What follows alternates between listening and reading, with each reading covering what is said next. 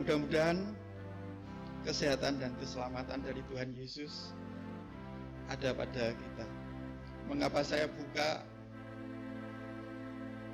napas saya itu berbalik, kena kacamata dan saya tidak bisa melihat tulisan.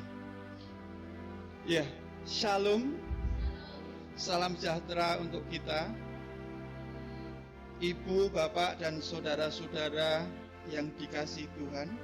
Sungguh berbahagia di kesempatan yang baik ini kita diperkenankan mendengarkan firman Tuhan yang terambil dari Galatia 5 ayat 13 sampai 15 yang oleh Lembaga Alkitab Indonesia.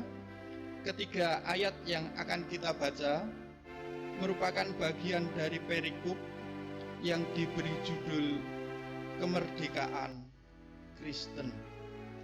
Kemerdekaan Kristen. Rupa-rupanya tema kali ini disesuaikan dengan Hari Kemerdekaan Republik Indonesia. Kita akan buka Alkitab Galatia 5 ayat yang ke-13 sampai 15. Saya membacakan firman Tuhan ini. Kita semua.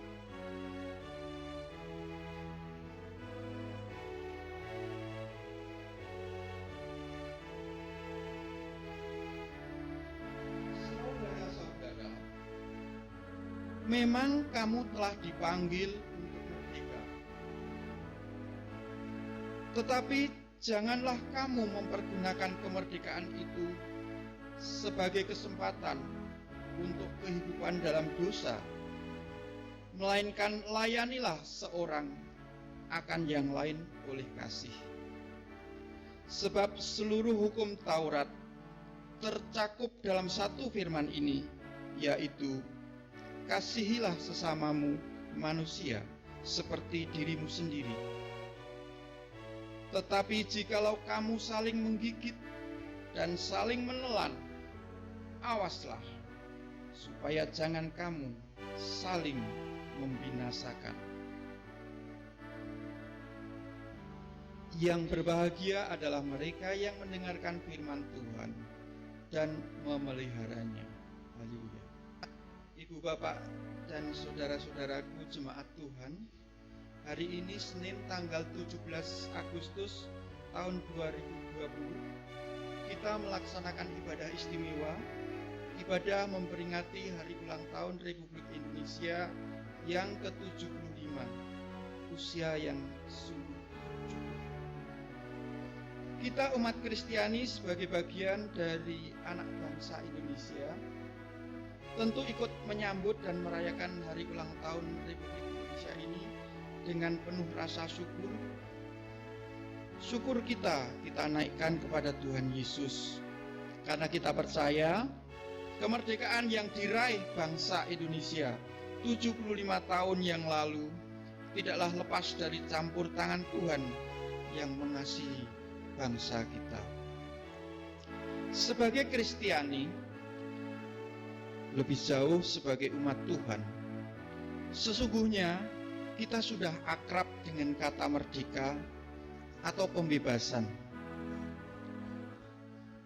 Ribuan tahun yang lalu, atau mungkin lebih dari 2000 tahun yang lalu, kita dapat membaca kisah suci bagaimana bangsa pilihan Allah,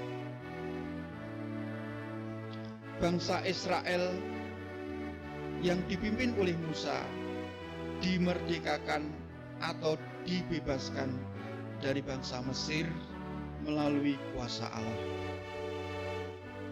Dalam kisah suci Alkitab, kita juga mengenal Abraham sebagai bapak bangsa umat beriman. Sebagai umat percaya, kita sering disebut umat percaya keturunan Bapak Abraham. Dan kita, orang yang percaya kepada Tuhan Yesus, memperoleh penegasan sebagai anak perjanjian. Secara rohaniah kita digolongkan atau dimasukkan sebagai anak-anak keturunan Sarah atau Sarai, atau saudara kita mengatakan Ibu Sarah. Hal ini ditegaskan dalam Galatia 3 ayat 29. Dan jikalau kamu adalah milik Kristus, maka kamu juga adalah keturunan Abraham dan berhak menerima janji Allah. Kita bukan lagi hamba, kita adalah anak yang secara rohaniah dilahirkan dari perempuan merdeka, yang berarti diberi hak sebagai ahli waris Yerusalem surgawi. Selanjutnya kita bisa baca kesaksian Rasul Paulus dalam ayat-ayat yang sebelum kita baca tadi.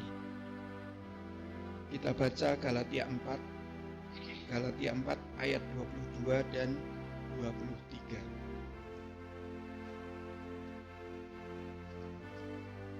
Saya bacakan.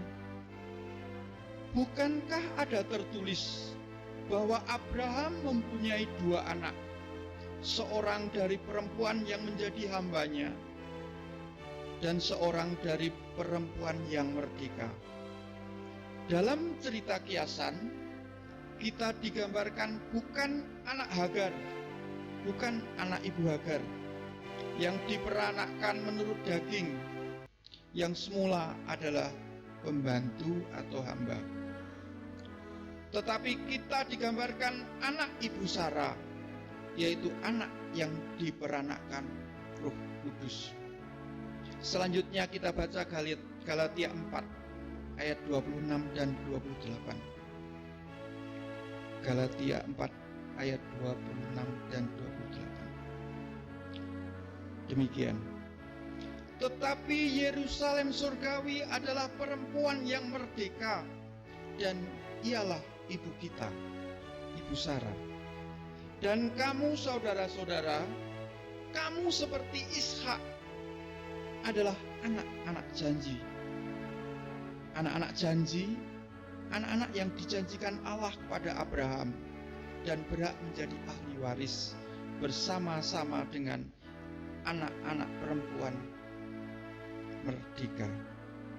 Jemaat yang dikasihi Tuhan, tidak heran kalau kemudian dikatakan oleh Rasul Paulus pada Galatia 5 ayat 1a. Galatia 5 ayat 1a.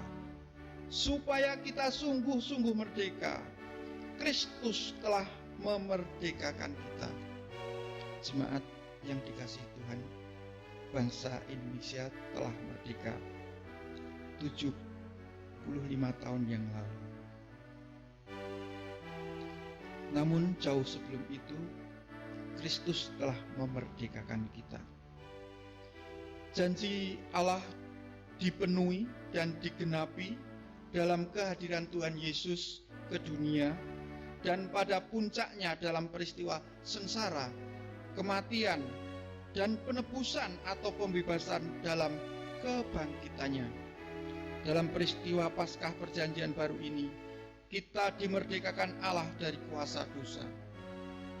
Bahkan bukan sekedar kemerdekaan yang diberikan Tuhan untuk kita, tetapi keselamatan kekal dijanjikan untuk kita.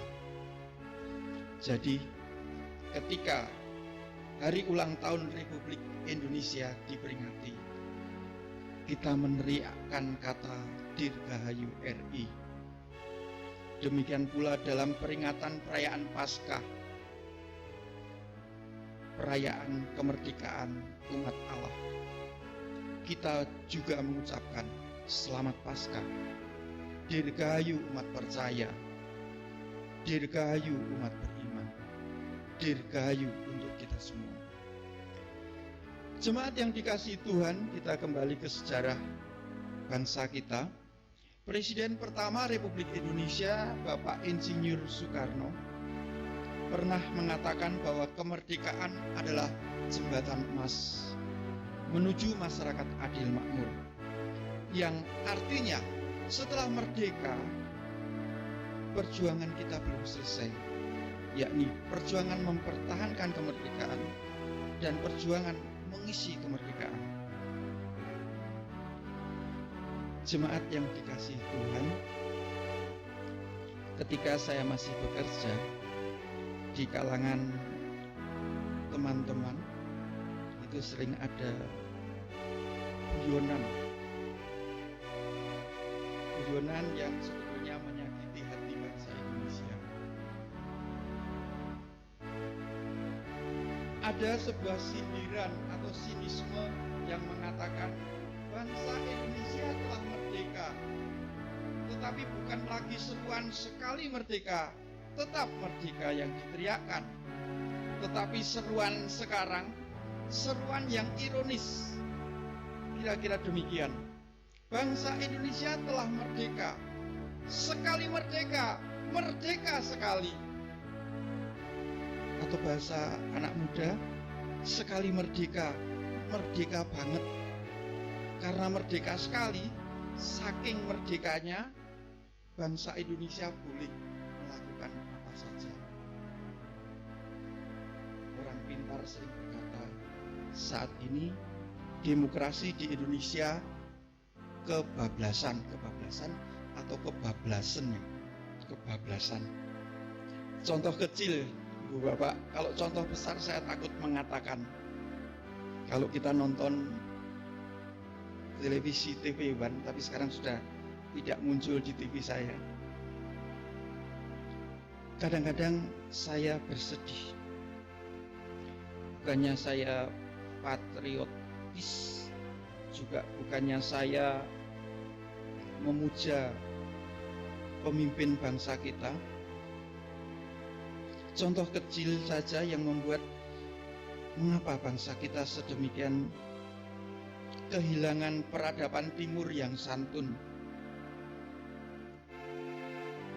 Pemimpin bangsa Indonesia sering dikata-katai dengan perkataan tidak hormat, bahkan cenderung menghujat. Saya sebagai orang Kristen tidak boleh membenci seorang pun. Punya satu musuh terlalu banyak, kata pepatah. Tetapi maaf, kadang-kadang saya jengkel dengan orang yang di TV One itu mengatakan presiden kita presiden dulu. Puji Tuhan, semoga dia cepat disadarkan. Karena kalau dia menghina presiden Indonesia, saya merasa terhina. Tetapi kita harus memaafkan karena kita anak-anak. Dan contoh perbuatan orang dewasa yang kebablasan ini berimbas ke anak cucu kita. Contoh kecil yang lain, saat ini para orang tua sampai anak kecil menyebut nama presidennya tidak mencerminkan rasa hormat. Ketika menyebut Bapak Susilo Bambang Yudhoyono, kita cukup menyebut SBY. Menyebut Bapak Jokowi hanya dengan sebutan Jokowi. Kadang-kadang saya lucu, saya sering nonton Mas Jan Etes ya. Siapa eyangnya? Siapa nama eyangnya? Mbah Jokowi. Ini sungguh contoh yang baik. Tidak John Etes, yang Etes itu artinya pintar. Tidak menjawab siapa eyangmu, Jokowi, tidak. Tapi Mbah Jokowi. Suatu yang baik. Suatu ketika saya juga pernah nonton tayangan TV demikian. Ada seorang anak SD sekitar kelas 2-3 berprestasi diundang ke Jakarta. Ketika diwawancarai oleh pembawa acara, dia menjawab begini, "Nak, kamu diundang ke Jakarta. Apa keinginanmu yang utama ke Jakarta?" Jawabnya, "Ketemu Jokowi." Di mana bapaknya? Kok hilang? Nah, sebagai rakyat kecil, saya kok merasa kurang nyaman. dengan sapaan jangkar. Jangkar itu apa ya? Bahasa Indonesianya nggak ada jangkar. Betul-betul kebablasan, saudara. Jemaat yang dikasihi Tuhan, kembali kepada kemerdekaan Kristen. Kemerdekaan Kristen. Dengan kucuran darah Sang Putra, kita telah ditebus dan dimerdekakan oleh Bapa dari belenggu kuasa dosa dalam kematian dan kebangkitan Sang Putra Tunggal. Tentu bukan kemudian kita boleh seenaknya atau sebebas-bebasnya atau kebablasan hidup menikmati kebebasan sampai menantikan kehadiran Tuhan yang kedua. Paulus memberi catatan lagi untuk jemaat di Galatia, dan pasti tidak hanya jemaat di Galatia. Catatan dari Rasul Paulus tentu untuk kita juga. Sebagaimana firman Tuhan dalam firman Tuhan Galatia 5 ayat 13 dan 15 yang kita baca tadi. Rasul Paulus mengatakan, saudara-saudara, memang kamu telah dipanggil untuk merdeka, tetapi janganlah kamu mempergunakan kemerdekaan itu sebagai kesempatan untuk kehidupan dalam dosa. Jangan sampai kemerdekaan yang diberikan Allah kita gadaikan lagi untuk hidup menghamba dan terjajah dalam kuasa dosa. Jangan lagi kita hidup dalam pemujaan kuasa dosa dengan perbuatan daging. Perbuatan daging. Apa maksudnya? Kita baca Galatia 5 ayat 19 sampai 21. Jemaat yang dikasihi Tuhan, izinkan saya membacakannya. Galatia 5 ayat 19 sampai 21. Perbuatan daging telah nyata, yaitu pencabulan, pencemaran, hawa nafsu, penyembahan berhala. Kalau dulu penyembahan berhala bisa berwujud penyembahan pada dewa dan patung, tetapi sekarang berhala-berhala bisa berwujud kekuasaan, kekayaan, kecantikan, ketampanan. Jangan masuk dalam sihir, perseteruan, perselisihan, iri hati, amarah, kepentingan diri sendiri atau egoisme, pencideraan,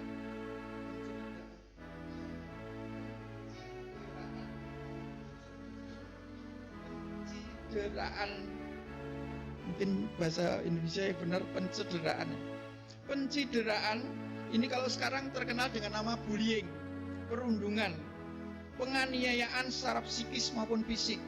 Baru-baru ini kita nonton tayangan beberapa remaja SMP, wanita lagi, menganiaya temannya, dijambak dan dianiaya di depan umum. Sungguh menyedihkan. Ini yang sungguh-sungguh dilarang Tuhan. Kemudian roh pemecah belah. Roh pemecah. Jemaat yang dikasihi Tuhan, di Indonesia ada ancaman ini. Kedengkian, kemabukan, dan pesta pora, dan sebagainya. Perhatikan ini. Barang siapa melakukan demikian, ia tidak akan mendapat bagian dalam kerajaan Allah. Semestinya kasih karunia Allah yang berupa kemerdekaan hidup sebagai anak-anak Allah kita terima dalam kuasa roh. Kita serahkan hidup kita dalam pimpinan Roh Kudus saja. Dan ketika kita menerima roh yang berarti hidup seturut dengan firman Allah, hidup kita akan berbuah. Sebagaimana dalam Galatia 5 ayat 22. Ini ayat favorit kita. Galatia 5 ayat 22. Tetapi buah roh adalah kasih, sukacita, damai sejahtera, kesabaran, kemurahan, kebaikan, kesetiaan, kelemah lembutan, dan penguasaan diri. Ada 9, Bapak. Bangsa kita telah menerima karunia kemerdekaan selama 75 tahun. Marilah kita berperan mengisi kemerdekaan dengan berjuang untuk kemajuan bangsa.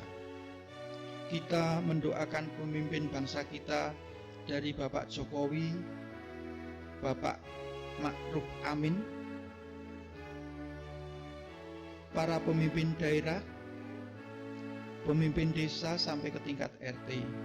Kiranya kepemimpinan mereka senantiasa dalam jalan Tuhan dan bangsa kita senantiasa diberkati.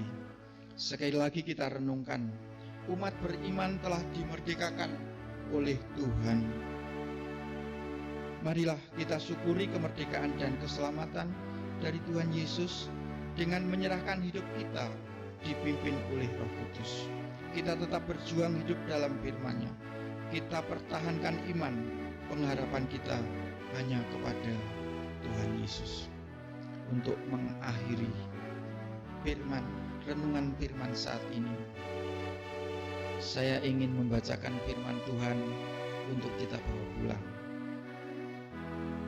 Saya ambil dari Yohanes 13 ayat 34 sampai 35. Yohanes 13 ayat 34 sampai 35. Demikianlah Tuhan Yesus berkata, Aku memberikan perintah baru kepada kamu, yaitu supaya kamu saling mengasihi, sama seperti aku telah mengasihi kamu.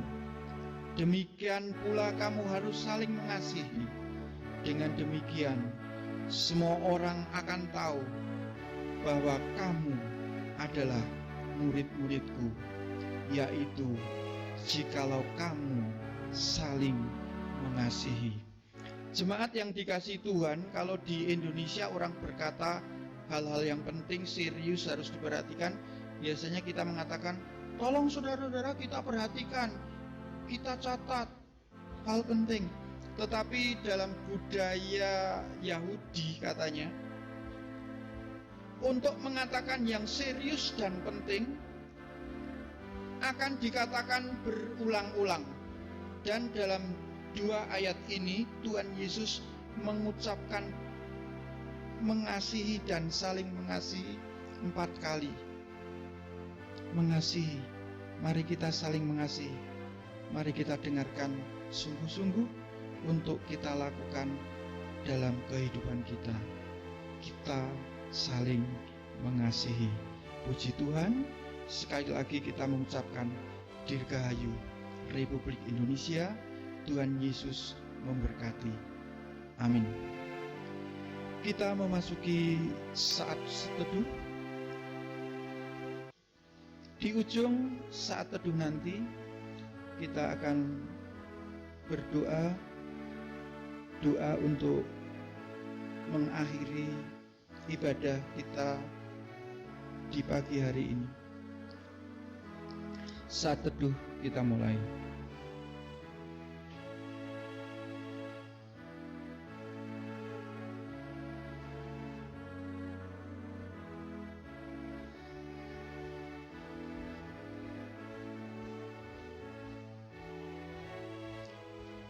Bapa yang Maha Baik, terima kasih Bapa atas penyertaan-Mu dalam ibadah kami pada pagi hari ini. Kiranya ibadah kami berkenan kepadamu. Terima kasih untuk firman suci-Mu yang telah kami terima pagi hari ini. Kiranya kami dapat memahami, menyimpannya dalam hati, dan melaksanakan dalam kehidupan kami, baik di lingkungan kami masing-masing, di lingkungan tetangga, di lingkungan persekutuan, dan di lingkungan bangsa. Lebih dari itu ya Allah, Kiranya firman-Mu dapat menjadi bekal bagi kami untuk bersaksi akan kebenaran-Mu. Ya Allah, ajari kami menjaga hidup kami dalam kekudusan sebagaimana Engkau perintahkan. Ajarilah kami untuk saling mengasihi dalam keluarga kami, dalam lingkungan persekutuan kami, dalam kehidupan bermasyarakat kami. Bapa, apabila sebentar lagi kami akan pulang ke rumah kami masing-masing, sertailah perjalanan kami.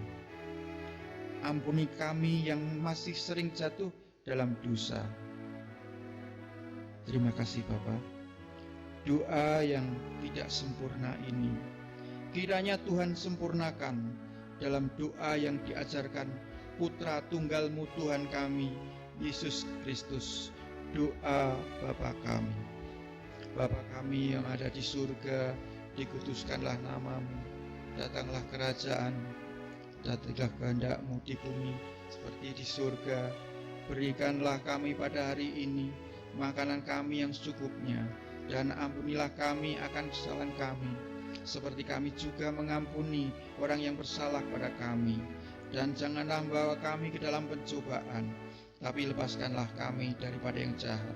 Karena Engkau-lah yang punya kerajaan dan kuasa dan kemuliaan sampai selama-lamanya.